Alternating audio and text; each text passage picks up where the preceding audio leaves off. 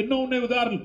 హుజూర్ నగర్ కాన్స్టిట్యున్సీలో అయితే మన వాళ్ళని తీసుకొని పోయి పోలీస్ స్టేషన్లలో కూర్చోబెట్టి బెదిరించి ఆఖరికి కాంగ్రెస్ మండల అధ్యక్షుడిని పోలీసు కూడా పిలిపించుకొని వాళ్ళకు మన క్యాండిడేట్ని అప్పచెప్పి పంపించే పరిస్థితి. ఇంత చిల్లర రాజకీయం ఇవాళ ఈ జిల్లాలో జరుగుతూ ఉన్నది. పోనీ ఇదంతా ఒక దిక్కు అయిపోయింది. తర్వాత ఎలక్షన్లు అయినాయి. మనోళ్ళు మొక్కవోం ధైర్యంతో కొట్లాడినారు. నకిరేకల్ నియోజకవర్గం చిన్నకాపర్తి అనే గ్రామంలో మనకు పడ్డ ఓట్లను, మరి అధికారులకు ఏమైందో నాకు తెలియదు, మనకు పడ్డ ఓట్లను అవి కలిపితే మనం గెలిచిపోతాం. అవి పక్కకు బారేసి పక్కన మోరులో దొరికినాయి. మన లింగయ్య గారు పోయి చిరుమర్తి లింగయ్య గారు కొట్లాడి అట్లెట్లా మీకు లెక్క పెట్టారని గొడవ చేస్తే అది మొత్తం రాష్ట్రం దృష్టికి వచ్చింది. అట్లాగే ఇక్కడ రాఘవాపురం గాని వాసాల మరి గాని మీ యాదాద్రి భువనగిరి జిల్లాలో గెలిచిన వాళ్ళని కావాలని ఇవాళ దగ్గర రాష్ట్రం మొత్తం నిన్న కూర్చొని లెక్క తీసినాం. మన పార్టీ ఆఫీసులో రాష్ట్రం మొత్తం ఒక 100-150 గ్రామాలు ఇట్లున్నాయి. మనం గెలిచినాక కూడా కావాలని రీకౌంటింగ్ పెట్టి దొంగతనంతోని అధికార బలంతోని అధికార దుర్వినియోగంతో గెలిచిన ఒక 100-150 గ్రామాలున్నాయి. ఒక్కటి కూడా వదిలిపెట్టాం. కోర్టుకు పోతాం. తప్పకుండా గెలిచి వచ్చేదాకా మీకోసం కొట్లాడతామని చెప్పి కూడా నేను విజ్ఞప్తి చేస్తా ఉన్నా. మనం ఎమ్మెల్యేలనే ఇడిచిపెట్టలేదు. మన పార్టీ వదిలిపెట్టి 10 మంది ఎమ్మెల్యేలు పోయి కాంగ్రెస్ పార్టీలో చేరినారు. నిన్న మీరు చూసే ఉంటారు. స్పీకర్ గారికి కనబడతలేదంట. ఏది ఎమ్మెల్యేలు సిగ్గు లేకుండా వాళ్ళే చెప్పుకున్నారు. మీరు చూసే ఉంటారు. ఇక మీ పక్కనే ఉంటుంది నియోజకవర్గం, ఎక్కువ దూరం లేదు, ఇటుకెళ్ళి ఒక 30-40 కిలోమీటర్లు స్టేషన్ కన్పూర్. కడియం శ్రీహరి గారు ఆయన్నే చెప్పుకుంటున్నాడు, నేను అభివృద్ధి కోసం కాంగ్రెస్ లో చేరినా అని ఉపన్యాసాలు ఇచ్చిండు మైకులలో. కానీ స్పీకర్ కనబడతలేదంట. వినబడతలేదంట. అంటే ఎంత గలీజు, ఎంత వికృతమైన రాజకీయం అంటే, స్పీకర్ గారేమో ముఖ్యమంత్రి ఏం చెప్తే అది ఆయన చేస్తా ఉన్నాడు.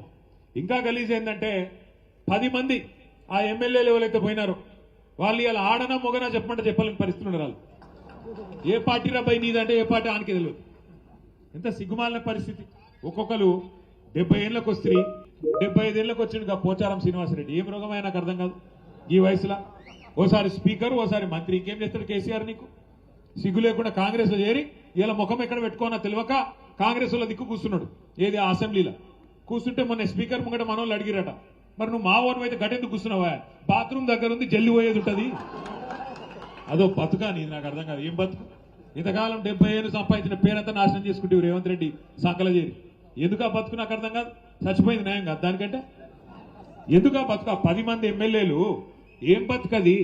గబ్బిలాలు కదా సూరు పట్టుకొని వెళ్ళాడినట్టు అక్కడికి పొగ పెడుతుంటే సి అని కొడుతుంటే ఏ పార్టీ చెప్పుకోలేని పరిస్థితి. ఓ పెద్ద మాటలు చెప్తాడు కడియం శ్రీహరి. ఏదో కడియం అంటే కమిట్మెంట్, క్యారెక్టరా కాకరకాయన ఆయన చెప్తున్నాడు. నేను చూస్తున్నా, ఆడ పోతున్నప్పుడు చూస్తున్నా వరంగల్. కమిట్మెంట్ అడ ఏం కమిట్మెంట్? ఏమిటిది? ఏ పార్టీలు ఉన్నావా అంటే అతి తెలివి. యా పార్టీలు ఉండాలో ఆ పార్టీలోనే ఉన్నాడు. ఎట్లుంటుందంటే ఇప్పుడు మీ కొడుకో బిడ్డనే ఉంటారు. ఇంటికి రాలేదు, ఆలస్యమైంది, లేట్గా అవుతుంది, రాత్రి 9 అవుతుంది, 10 అవుతుంది, సలిపూట, ఏడున్నాడు రా పిల్లగాడని నువ్వు ఫోన్ చేస్తావు అనుకో. ఏడున్నారా కొడుక అంటే 7 ఉండాలనో గాడినే ఉన్నా అన్నాడు అనుకో. ఏమనిపిస్తుంది? నీకు దౌడమికలు ఒకటి తప్పబుద్ధి కాదు. ఒక అట్లే ఉన్నది కత్తియాల మన పాటలకి వెళ్ళి పోయిన వాళ్ళు. ఇలా నకరాలు కాకపోతే నాకు అర్థం కాదు. ఓ రేవంత్ రెడ్డి ఉండేది 3 ఫీట్లు కానీ 30 ఫీట్లు డైలాగులు కొడతాడు. ఓహో ఆహా ఏదో పెద్ద గెలిచినా పీకినా అడ్డిమారి గుడ్డి దెబ్బల ముఖ్యమంత్రి అయినవు. మాకు తెలియదా? నీకు తెలియదా? మనోళ్ళు ఏమనుకున్నారు? మీ ఆలేరులో భువనగిరిలో కూడా ఏమనుకుర్రు అంటే, నేను చెప్తాగా రావు, ఏమనుకుర్రు అంటే మీరు కూడా వాస్తవానికి ఆలేరు వాళ్ళు భువనగిరిలు కూడా పోతే శేఖర్ రెడ్డి పోతాడేమో, సునీత పోతుందేమో, కానీ కేసీఆర్ ఉంటాడు కదా అనుకురా లేదా? అంతేనా? అనుకొని ఏం చేసిరు మీరు? ఇంట్లో అన్నారు, ఆయనతో మొదటికి మోసం వచ్చి